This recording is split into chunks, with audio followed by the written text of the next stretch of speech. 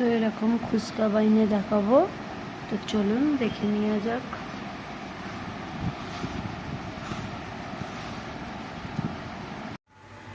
আসসালামু আলাইকুম।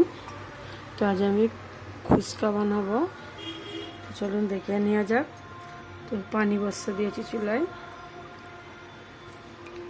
ফার্স্টে লেবুর রস দিচ্ছি,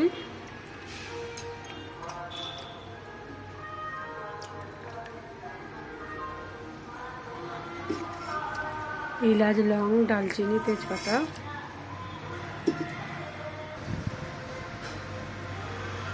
নুন দিয়ে দিচ্ছি 1 চামচ,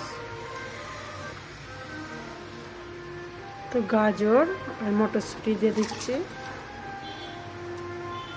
তো এই পানিটা ফোটার অপেক্ষায়, তারপরে চালটা ভিজে দেওয়া হয়েছে, চালটা বাসমতি আছে, চালটা ভিজে দেওয়া হয়েছে ফোটার অপেক্ষায়। তো পানিটা ফুটে গেছে, এখানে ভিজে দেওয়া চালটা দিয়ে দিচ্ছি, ভিজুর দিয়ে ধুয়ে রেখে দিয়েছিলাম, ওই চালটা দিয়ে দিলাম, দিয়ে এবার খুন্তিটা করে নেড়ে দেবো। তো ভাতটা হয়ে গেছে, ভাতটা ছেঁকে নেব। ভাতটা ছাঁকা হয়ে গেছে, তো সাদা তেলে পেঁয়াজটা বাদামি কালার করে নিচ্ছে। তো এটা ওই যে ভাতের ফ্যান ছিল, ওই ফ্যান তুলে নিয়েছি, নিয়ে পাউডার দুধ দিয়ে দিচ্ছি, মানে আমুল দুধ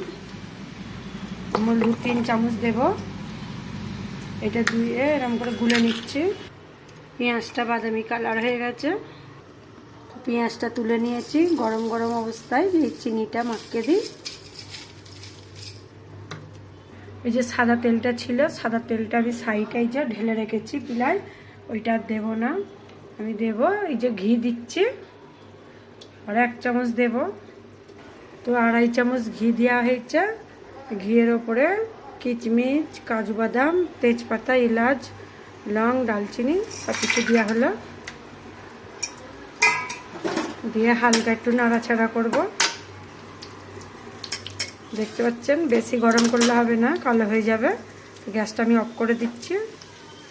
তো এই ঘিয়ের ওপরে, কাজু বাদামের ওপরে ভাতগুলো দেওয়া হয়েছে, একটু নাড়াচাড়া করে নেব। তো ভাতটা পুরো মিশিয়ে নিয়েছি ঘিয়ের সাথে।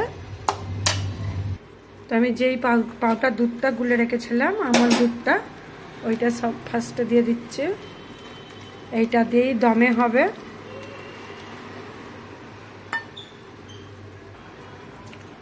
এই যে কেওড়ার জলটা দিয়ে দেবো হালকা করে, অল্প ভাত,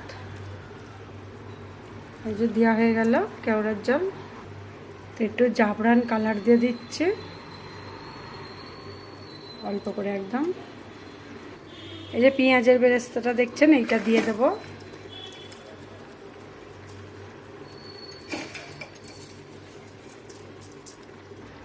তো সব কিছু দেওয়া হয়ে গেল, ঢাকনাটা চাপা দেব দমে। তো ফুচকাটা দমে হয়ে গেছে, দেখি, এই দেখুন দমে হয়ে গেছে। তো ভালো লাগলে সাবস্ক্রাইব, লাইক করবেন।